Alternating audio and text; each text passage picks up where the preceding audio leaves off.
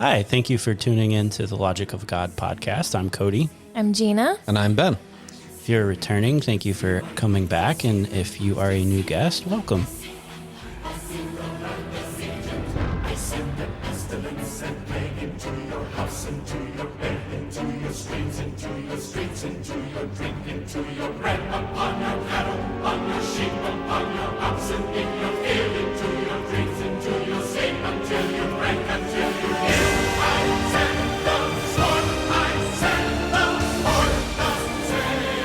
The sixth plague, boils. Like a crab boil? Exactly. All of Egypt was just thrown into a big old lobster tank, and then someone turned the heating element underneath it, and they just got boiled. Man, I wish I could do a Louisiana accent. That's such a hard accent to do. Oh, the yeah. Cajun accent. You got to talk fast, you got to talk country, but you also got to talk a little French. And completely... Made up words. Yeah, like unintelligible. Anyway. Sorry. Boils, and not the shrimp kind. And the Lord said to Moses and Aaron, "Take handfuls of soot from the kiln, and let Moses throw them in the air in the sight of Pharaoh.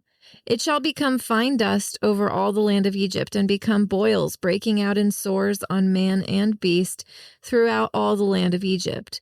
So they took soot from the kiln and stood before Pharaoh.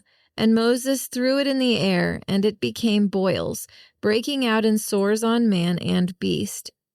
And the magicians could not stand before Moses because of the boils, for the boils came upon the magicians and upon all the Egyptians. But the Lord hardened the heart of Pharaoh, and he did not listen to them as the Lord had spoken to Moses. Yeah, so this right out of the gate for me is like just this further development of Moses, because he tells Aaron and Moses, but Moses is the one performing the act now. It's not Aaron going before Pharaoh. It is Moses is doing this act. I think to me, like the very first thing that I thought of when I read this was because Cody and I went through that season where we lost our house. And one of the last things we did at that house was reenacting Job and some other things that we had read in the Bible where you put dust and ash on your head. And that is what this reminded me of. It's an interesting inversion of that act because that's an act of holy humiliation before the Lord, like prostration, or what's the word? There's a word that's supplication. That's it. Supplication. But this is that same act causing sickness or pestilence on people who refuse to supplicate to the Lord. Well, before we get to the ash or the dust, let's talk about the kiln. So, in verse 8 it says, "Take handfuls of soot from the kiln and let Moses throw them into the air in the sight of Pharaoh." So what's that all about? Why take handfuls of soot from a kiln? Is there any relevance to that, or is the point just turning something into dust? Oh, the kiln. What were the kilns used for? What did the Hebrews make with the kilns? I know that if I were thinking about this logically, I would assume that they used the furnaces for multiple things, but especially bricks. And the bricks were the things that the Israelites were being abused in. They had the hay taken away and they were making useless bricks that were falling apart. But if I remember correctly, I think Ben explained the brickmaking process and they were dried in the sun. So maybe I'm wrong. So not all of them were dried in the sun. One of the reasons that you would do a mass manufacture of bricks and just lay them all out in the sun to dry is because it's a lot faster than baking them. Supposedly they did actually bake many of the bricks, and the bricks that you would bake would be for things like temples, for instance. But for average everyday homes and for most of construction, you wouldn't need to do that because you don't want to make something that lasts forever for a commoner or a peasant's house. You just want a brick, so you put it together in the mold, you wet the mold, you throw the mud in there, then you throw it out, let it bake in the sun for a bit till it's hard enough, and then you build with it. And then you build a small mud hut, and that's about all you do. But for temples or things like that, where you need something more substantial, that's where you start baking the bricks. I know historically speaking or archaeologically speaking, that this was also during the Bronze Age, and furnaces and kilns would have also been used very prolifically for metalworking or smelting. So I think it's possible, like I said before, I think it's possible that this connects to the brick, but it also reminds me of the construction of the golden calf, because you would have had to use some sort of kiln to melt the metal to make the golden calf. So it's maybe a double-edged sword here, because it could be in response to the treatment of the Hebrews in the brickmaking process, but it also would have a large significance to the worship practices of the Egyptians. Yeah, I definitely think it's both. So there's the second temple who connect this, like Philo connects this to the brick making that was being forced labor of Israel here. Philo connects that to the ash and the soot and why God chooses that. So the connection's there, but there's also the connection to the magicians and the magic. And one of the things that we've referenced on the past episode is Lee's, what is that name? So there's an article by Lee, The Journey Through the Netherworld and the Death of the Sun God. He connects this very much so to the Egyptian god Heka, who is responsible for bringing the sun god through the netherworld, is responsible for the magic. So I think that's where the magician direct connection is there, but also getting him safely through the netherworld back to the rising of the sun and in the real world. So you think it's a pretty significant connection to the world of magic, basically. It's a statement against it, is what Moses is doing. Oh, absolutely. And what God is doing as a result. Yeah. Well, I know that with metalworking, especially during the Bronze Age, there was like a level of inventiveness not yet seen before. It was one of the largest technological advances of mankind historically. So if you look at it from the perspective of it's magic, that you're putting something into fire and making something else out of it and then worshiping that thing, it definitely applies. No, definitely. And I think that connects a lot to what Ben has talked about in the past about the glass making ritual. I think that was Egypt, wasn't it, Ben? So I believe I had said it was Egypt. I messed up on that. So it's actually from a lot of the older, or not a lot of them, there are a few older cuneiform tablets. And cuneiform was like the written language of Mesopotamia, or a number of Mesopotamian nations. It wasn't Egypt necessarily. As far as I'm aware, I tried to find it. I couldn't find any writing specifically on the Egyptians making any sacrifices to their gods for the manufacture of glass or of bronze or anything. It would make sense that they would do it, but I didn't see any evidence of that, so it would be an assumption. Yeah, it's still connected to the ancient Near geography, the ancient Near East geography of that time. It wouldn't be unheard of. It is a logical connection, maybe not a academically sourced one to connect it directly to the Egyptians, but the world in which they are placed, it is a logical connection. Yes, and it's a bummer that there isn't something direct, because it would be an amazing connection if there was something direct that talks about sacrifices that are done to the gods in order to do glass making or things like that. What's especially interesting is, again, if we look at the original language, the word for furnace is kibshan, which is weird because that sounds very similar to the word for ewe, as in female sheep.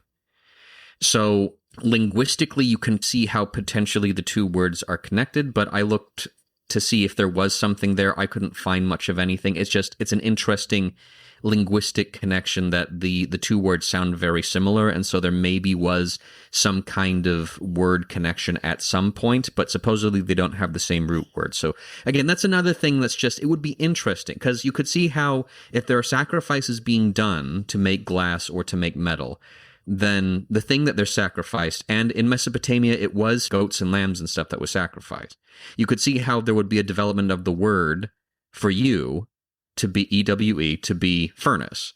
But that's a stretch. Like that's an assumption. So it would be interesting if that was the case, and also if it was the case for Egypt, but I couldn't say that definitively. Could the furnaces have been used for burnt offerings from Egypt, or was that not a part of their culture? Because I know they believed that in order to achieve the afterlife, the body had to be left intact and preserved. It would be hard for me to imagine that the Israelites had access to the ritual places that like the Temple of Heliopolis and Memphis, like the major worship centers. I don't think Moses and Aaron could just stroll into. So I don't think so, but maybe. Okay.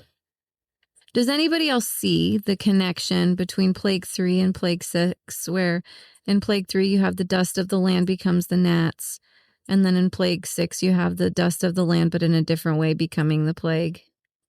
Like it's the soot that's created from the lifestyle of the Egyptians instead of the dust from the ground, but it's still dust. Yeah, the kiln, admittedly, it's difficult to find anything direct. I'm sure there's some meaning behind the kiln and why Moses goes directly to the kiln for the soot. But the dust that the ash turns into, I think, is also equally as interesting, if not more. So yeah, there is the connection potentially to the third plague and how that turns into gnats, which are the lowest form of life, and the gods of Egypt can't match that. So yeah, it's also interesting that the gnats, being formed from the dust of the earth, is what causes the magicians to say this is the finger of God. And then this dust causes the magicians to not even be able to stand in the presence of Moses. There's definitely some interesting connections there. Yeah, I just think it's like the dust in the gnats plague, God used to show his power for creating something new that nobody else could duplicate. From that point on, the magicians could not copy what was being done. And then in this plague, it's the dust of the land in a cultural perspective. So it's the dust of what Egypt was trying to create in whatever format, whether it was bricks that were enslaving the Hebrews or the creation of idols to worship false gods. And God is saying your own actions plague you. No, I think there's definitely some connection there. And to me, I think a lot of the plagues, and I think this develops more with the later plagues, but the anti-creation of the plague cycle that is forced upon Egypt, God is dismantling and uses the dust quite often from a starting point. And we talked about that in the gnats a little bit, but it coming back up here, I wonder if there's some chiasm we're missing, because it is really weird that 3 references the magicians, 4 and 5 do not at all. And then 6 here again references the magicians again for the last time, and they can't even stand before God. And there's an interesting connection to this plague with Job as well. Job 2:8 is where he gets boils and scrapes them off with pottery and then sits in ash. So interesting. I don't know the connection there, but it seems like there's something to the boils that Job experienced and Egypt experienced here. And then obviously there's the putting on of the sackcloth and ashes, and if that has any kind of connection either, I don't know. I think it's so weird. Like I was just thinking about in Genesis chapter 18, Abraham says in Genesis chapter 18, when he's pleading for Sodom, verse 27, then Abraham spoke up again. Now that I have been so bold as to speak to the Lord, though I am nothing but dust and ashes, what if the number of the righteous is 5 less than 50? Will you destroy the whole city for lack of 5 people? I just wonder if this is a callback to Sodom and Gomorrah and the prophetic telling that dust and ash is what they will become. I think there's definitely a strong connection to that as well, because one of the great sins of Sodom and Gomorrah is lack of hospitality, and one of the reasons that the Hebrews are even in this situation is because they sought hospitality from the Egyptians. And at first, Pharaoh was very hospitable, and Joseph was very hospitable, but then they forgot Joseph, and they forgot the God that even delivered them out of the famine that was plaguing the whole world.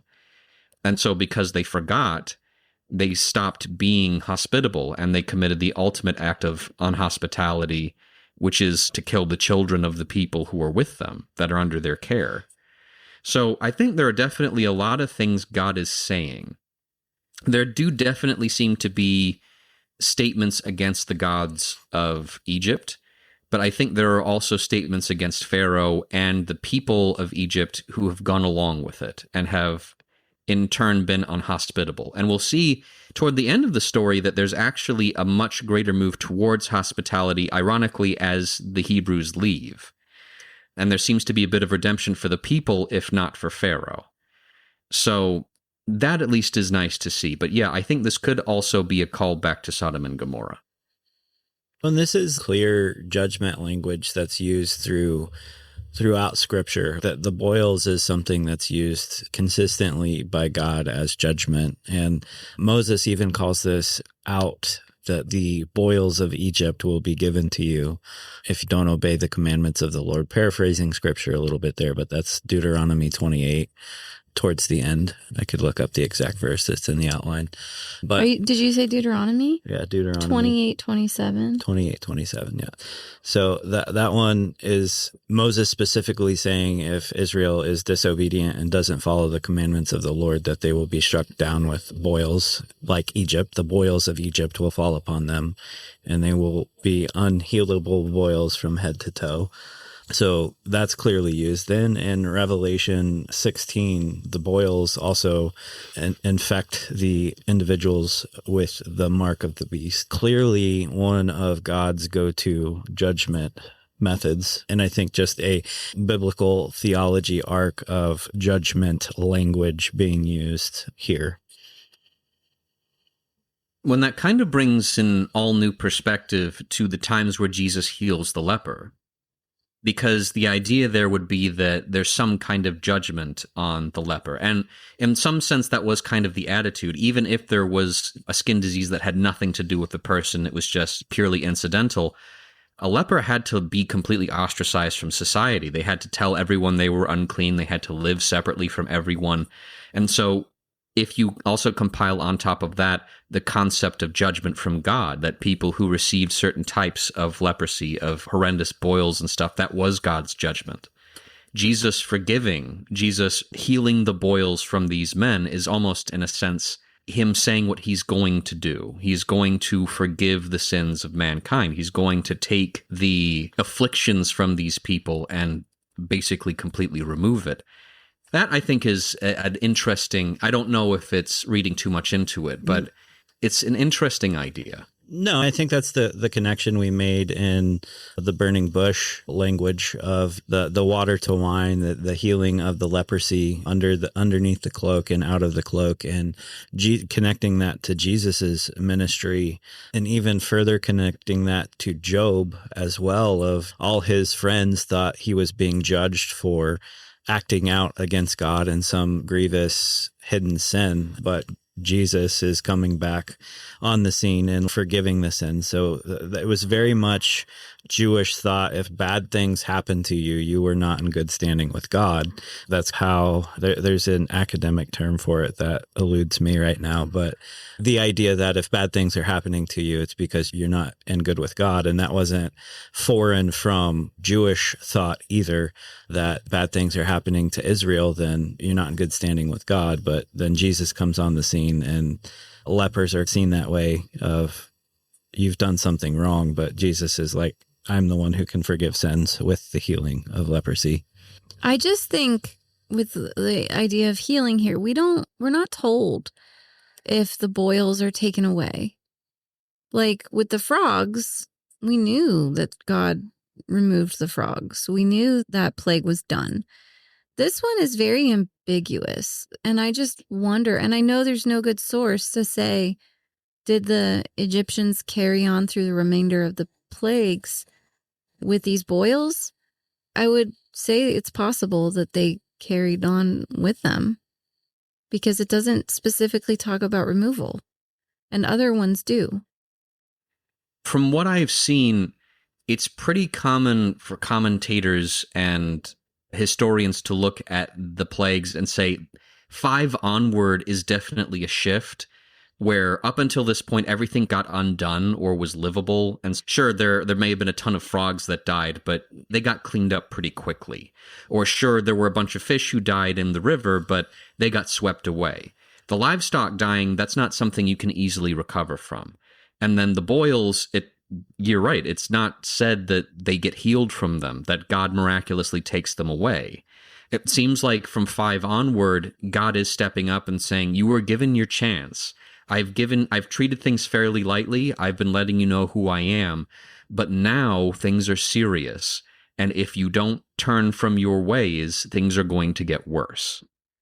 Do you guys think that there is a connection to the burning bush when Moses puts his hand in his cloak and pulls it out and it's leprous and white as snow, and then God fixes it, heals it, and then this? I know it's 2 different diseases because boils and leprosy are not the same thing necessarily, but do you think that God was like preparing Moses to see what he was capable of? And because if the dust is what's causing the boils, which it's not, it's really God, it would be very helpful for Moses to be able to understand God's power. Do you think that was something that God was showing him to prepare him? Or do you think he was just humbling him to understand how he needed to behave before the Lord? Probably both. I do think it was both, because God was very forthcoming with like, all this stuff you're going to do is not going to work on Pharaoh. God told him the end goal with Pharaoh, it's going to end in the death of the firstborn. We haven't gotten to that point. So Moses clearly knows there's more going. That doesn't mean he's not hopeful that they'll repent. But it would be hard for me to imagine that a man as timid as Moses would be like not terrified, throwing dust and seeing people become so sickly.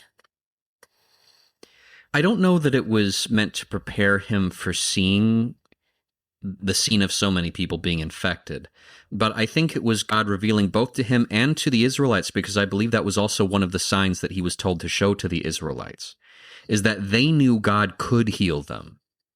That was the power that God had. However, the Egyptians supposedly had gods of healing, like Sekhmet, who should have been able to handle this if this is a war between gods, and Sekhmet could not.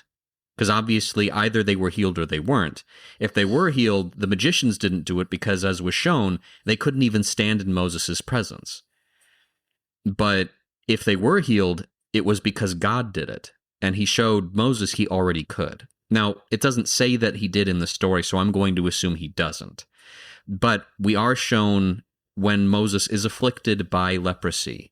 As a sign both to Moses and to the Israelites, that leprosy is healed. So they know, the Israelites who now are being separated from the Egyptians in this judgment, and also Moses who is enacting it, they both know God can heal and is the only one who can. So interesting. Yeah, it's hard not to get ahead of myself because there's like a bomb in the next one that I think speaks to this a little bit, but go for it. I don't know. So I think these plagues are connected. And in 14, it says that I'll send all of my plagues on you yourself in the ESV, but the Hebrew there is on your heart. And we've developed the heart, I think, pretty extensively up until this point. And these are direct judgments against the sins of Pharaoh. Yeah, I think it's pretty clear that in Jewish thought, while the plagues strike Egypt, they do associate it specifically with Pharaoh, not just Egypt. It's like it's the story of Pharaoh. But what is interesting is I don't think we're told that Pharaoh specifically suffers the boils. What I love about what you just said is that these verses make it, you have to imagine one of two things. Either Moses is standing in front of Pharaoh and throws dust at him and is boom, or Moses is going around like Salt Bay, sprinkling ashes on all of the people of Egypt. Neither one is practical and would have been allowed. He wouldn't have been close enough to really explosively cover all of Egypt at once. And it doesn't mention that he's going around throwing ashes more than once. So it has to be, it's like the describing word all in the other plagues, like all of the land, all of the water, all of the dust. It's not really all. Not all of the people were covered in ash. I think it's more the gesture of this is what your ash made and this is what your ash is doing to you. This is what your behaviors are doing to you. No, I think that's spot on. I think it's pretty clear whenever it talks about all, it's talking about all throughout the land. And to be fair, Cody, I think you mentioned that in the last episode that it talks about all the animals, but there are more animals referenced later, including like here. this plague. Here. Yeah. So when it talks about all the animals, it's really talking about all throughout the land, or just effectively saying a lot, like a lot of animals or a lot of the people. It's meant to emphasize number, like a lot, significant. Yeah. But I think our imagination runs away with us, and it shouldn't, because the point is not the logical, every person had to have at least one speck on them or it wouldn't work. No, this is the power of God. It had nothing to do with what the ashes were accomplishing. It was the Lord. No, I think it's one, like what you just said, is like this was used for torment of my people. So this is going to be the connection to the judgment of what we're doing. And we've been covering how the realms of the gods are pretty overlapping in this. You have Sekhmet, which is responsible specifically for the diseases and plagues and stuff like that.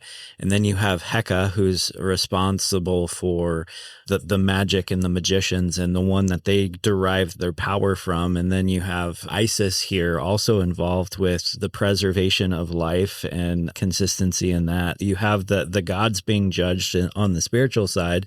Then you also have the decisions of Pharaoh being judged with the ash. You have the anti-creation motif coming in, the whole idea of from dust you were made, dust you will return, connecting here and what we've talked about already. I do think it's all encompassing of each plague is a touch point on multiple facets of Egyptian worldview. How do you think this plague specifically connects to the Pharisees of the New Testament? Well, I think that kind of goes back to James chapter 5, because in a lot of ways, the Pharisees were the rich, they were the wealthy, they were the people who had the power and everyone was looking to. And James is speaking against them and talking about how all of the wealth, all of the treasures, all of the authority and power that they've hoarded up is useless, it's pointless, and it's going to turn to destruction. I think it's just the repeating cycle. We all, especially the Jewish culture, looks at the Exodus as this wonderful story to repeat and make sure you don't forget. And when Madeline, our oldest, who's 15 now, went to preschool, we had to send her to a preschool in a Jewish community center. So it was a Jewish preschool. And the reason that we selected that school for her had nothing to do with the religion and everything to do with the fact that she had epilepsy. And they were the only preschool that agreed to take her as a student because they felt equipped to handle her medical needs. And they had staff that was experienced with seizures and comfortable to give her medication and call 911 if she had an episode. And she had many episodes while she was there. So I was very glad that I put her in that school. And every single year, they would celebrate this story and tell it. And the little kids would all put together like what we do at Christmas with the nativity, but it was the whole story of Moses. And a funny anecdote, but the teachers are like, okay, boys and girls, do we know who this baby is? And all the little boys and girls would go, Moses. And my daughter would go, Jesus, because she was the only Christian that went to the school. And it was just interesting to me how when you look at the New Testament and the story of the Pharisees and Sadducees and the way that they persecuted Jesus and murdered him, we think we have it all right. And the Pharisees, they're like, we're never going to forget this story. But they miss the point. They look at the plagues all prideful and they're like, oh, the Lord showed them. But the magicians couldn't stand before Moses and the Pharisees couldn't stand before Christ. And they've effectively repeated the cycle here. And it's just all connected to me. And no, the Pharisees weren't humbled the way that they should have been, but they were promised a humbling. And we talked about justice and righteousness in one of our recent episodes. And I just think it's all connected. And it's sad because we think we've got it. And then we repeat it over and over. And that's the risk. To me, that's the ash that I want on my head, is the reminder to never be like that. Never be so proudful that I'm God's enemy. And I think that's something that people forget reading the New Testament quite a bit. They see Jesus as this pillar of love and mercy and joy and bringing in the lost sheep type of mentality. But Jesus was very harsh to the religious elite, the ones that should have known better. The parable or non-parable of the rich man and Lazarus. And if I sent you guys Moses and you didn't listen, like, why do you need more? What was it? You quoted that one recently. But I think it was in Luke. Yeah, it's around the same story, but he was very harsh towards the religious elite, the ones that should have been better, the ones that should have been leading towards the correct way. And the same idea here that we, even if you take this as a divine council judgment scene, and gosh, let me pull it up because he actually quotes this against the Pharisees as well. Psalm 82 is like the classic divine council setting, like connects here to Egypt's gods are being judged. Like we covered how this is a direct judgment. Numbers 33 says God judged the gods of Egypt. And then you have the like divine council setting here. God has taken his place in the divine council. In the midst of gods, he holds judgment. And then Jesus quotes this to Pharisees. And it's hard to break down all the connection because the judges or the religious elite can be called Elohim in some instances.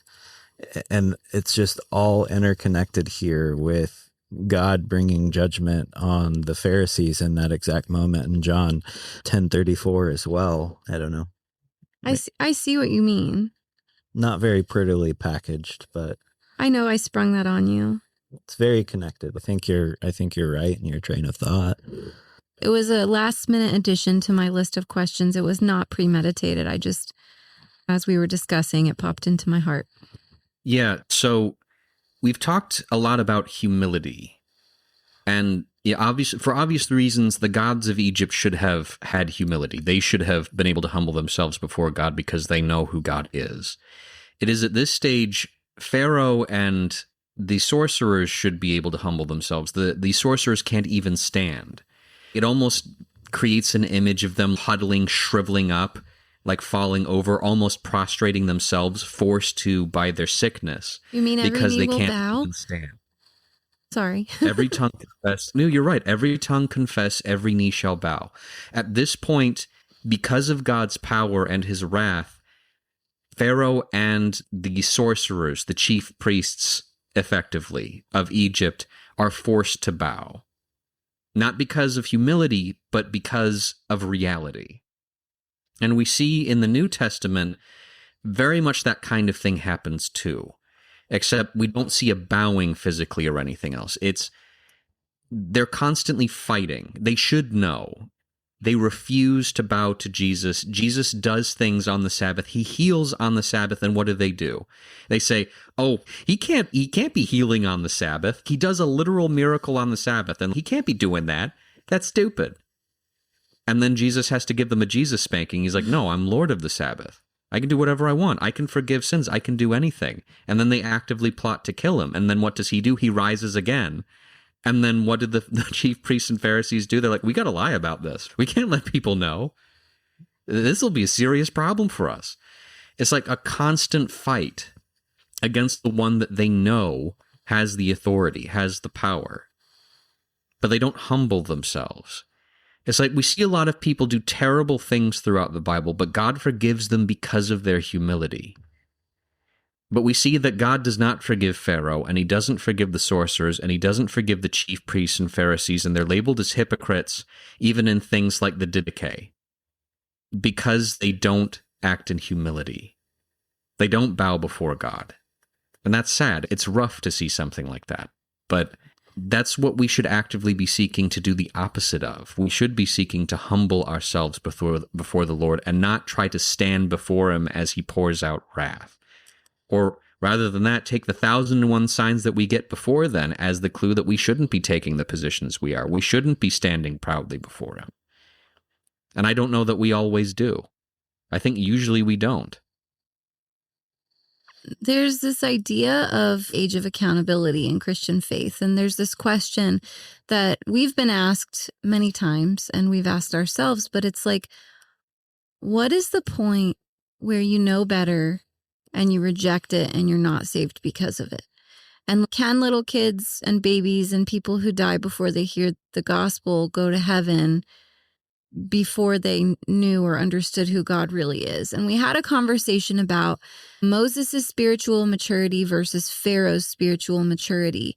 And I would say that at this point, after this many examples that God has given of reasons why he is in complete control, with even the religious leaders saying God is in complete control and not even trying to rebuttal anymore, Pharaoh has really reached that age of accountability in his spiritual maturity where he knows better, but he's saying, I don't want it. And that's his choice, but God is clearly going to obliterate him. And that should scare the crap out of us. I think there's a huge narrative shift here too. We've outlined the hardened in the previous chapters, and this is where it actually shifts to the traditional teaching of the Lord hardened Pharaoh's heart. This is not the Lord made heavy Pharaoh's heart anymore. This is the Lord made strong Pharaoh's heart. And I think it still answers it in the next narrative of what we briefly covered, in how in verse 14, my plagues are on you and your heart. This is God's judgment now. This is, you know better. And I think what you just said exactly. They've, like, the magicians recognized in 3 that this was the finger of God. Now the magicians are brought back in and they're now kneeling and they understand. And the people of Egypt are not on board with the heaviness of Pharaoh anymore. But now the judgment on Pharaoh is coming. If you're listening and you're like, okay, ask yourself, if this is what God is willing to do, if Sodom and Gomorrah is the response to a lack of hospitality and sexual immorality, and then the plagues are the response to Pharaoh abusing the Hebrews and refusing to let them go, what do you think his response is going to be at Judgment Day to the people who murdered Jesus? And what do you think his response is going to be to those of us who half-heartedly follow him? I think it's really important to hear right now that you don't have to understand all of it, because we certainly don't, for you to go all in with your faith, unquestioningly loyal to God, but questioning the way that we do authority. And the working out your faith in fear and trembling should be done with these things in mind. And if we can help you take that step into your salvation, tell us what's holding you back. Let us pray for you, because I don't want you to face that judgment day. That wrath is going to be bigger and stronger and scarier than anything the world has seen before. And these books make Revelation make sense in a way that is terrifying. No, and I think, like any people who follows God, it almost seems like there is a level of depravity that is allowed. And even in Romans, that's talked to, the Lord hands them over to their debauchery, and then judgment comes after that. And like we covered in Deuteronomy 28, how Israel is then going to be the one receiving the boils of Egypt if they're not faithful, if they're not continuing in that covenant loyalty to Yahweh, then they are too also going to experience the judgment of God. And we as Christians don't get to skirt around that just because you want to sit in the grace of God. Yes, God is gracious. Do we do anything to deserve the grace, the gift, the elevation of salvation. Do we deserve or earn that by anything we do? No, but we're also called to covenant loyalty as Christians. This is not just an Old Testament concept. This is carried throughout Scripture of covenant loyalty to Yahweh. If we're at war with our flesh, like Paul says in Romans, then we are Pharaoh and the Hebrews at once. And we must let that part of ourself go that's holding back to go and worship God in the wilderness. And the wilderness is like Jesus' example of the wilderness, right? Let's go fast in the wilderness like Jesus. It's not going to be wandering the desert, literally. It's going to be something else. But what within you is withholding your capacity for worship? Like, this is the lesson for us today. It's where am I preventing the true worshiper of God from entering? Because we are both parties. Yeah, and I think we've covered it before, but like true worship is not like raising your hand and singing a song. That's praise. Like that's different than worship. Worship throughout Scripture involves sacrifice. Like a lot of times blood sacrifice. We had the once for all lamb prepared for us, so we don't need the blood sacrifice, but Paul calls us to be living sacrifices. We are called to put ourselves on the altar and be a sacrifice worthy to God. How are we doing that? Takes real vulnerability. So please reach out if you're struggling with that. I think it's a daily decision. It's that picking up the cross daily. And if we're stuck, we need that encouragement. We need that accountability. Let us do that for you if it's what you need.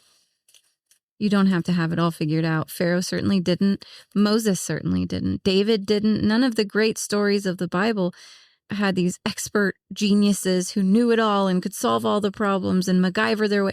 It wasn't like that. You can wrestle and still be a man of God. You can also be someone who is royally screwed up, someone who realistically doesn't deserve any forgiveness. The people of Nineveh were that way, at least in Jonah's eyes, and definitely from a historical perspective. Ahab was that way, definitely from a biblical perspective. But Ahab turned and repented, and he was spared the fate that he was given. His wife didn't, and so she got what God said was coming to her. Nineveh turned and repented, and so they, or at least that generation, was spared. It doesn't matter if you think you deserve something or don't deserve something. Deserve has nothing to do with it. It's all about humility. Humility is what would have saved Egypt. Humility is what did save the Egyptians who left with the Israelites. Humility is what saved Nineveh. Humility is what saved Ahab. Humility, in the end, our willingness to put God in his proper place. That's what saves us, regardless of who we are or what we've done. If my people who are called by my name humble themselves and pray and seek my face and turn from their wicked ways, then I will hear from heaven and I will forgive their sin and heal their land. Amen. Thank you so much for taking the time to listen to our podcast today. If you liked what you heard, please feel free to subscribe and share and leave a positive review. And if you would like to connect with us on social media, you can do so on Instagram and Facebook at The Logic of God. You can also send us an email at main.thelogicofgod@gmail.com. Thanks again for listening. We hope you have a great day.